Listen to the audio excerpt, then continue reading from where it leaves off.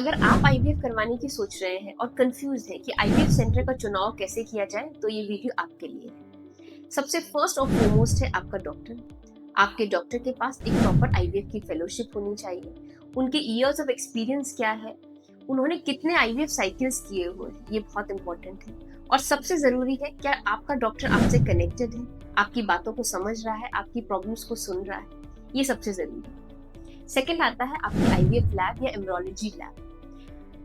Lab वो जगह है जहाँ पे आपके एम्ब्रियोज बनते हैं, फ्रीज किए जाते हैं। तो आपके आईवीएफ सेंटर के पास एक वेल इक्विप्ड लैब होनी चाहिए, इन हाउस लैब होनी चाहिए, जिसमें एक फुल टाइम एम्ब्रियोलॉजिस्ट होना चाहिए। उसका एक्सपीरियंस भी बहुत इंपॉर्टेंस रखता है। आपकी लैब में सारी एडवांस टेक्निक होनी चाहिए, जैसे कि लेजर हैचिंग एंड पीजीटी।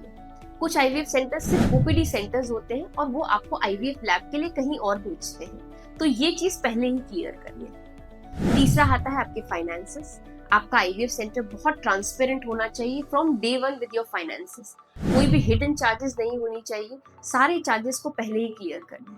कुछ आईवीएफ सेंटर स्टार्टिंग में लो पैकेज का लालच देके पेशेंट का आईवीएफ स्टार्ट कर देते हैं एंड बाद में बहुत सारे हिडन चार्जेस निकल के आते हैं, जो पेशेंट के लिए बहुत मुश्किल हो सकता है। So clear everything in starting only. और सबसे लास्ट है आपके सेंटर का आईवीएफ का success rate. Success rate patient to patient vary कर सकता है, बट स्टिल जिन लोगों ने वहां से आईवीएफ कराया है उनसे बात करें, उनसे मिलें, कुछ गूगल फीडबैक्स लें और एक असेसमेंट ले लें कि आपके आईवीएफ सेंटर का सक्सेस रेट कितना है। So best of luck.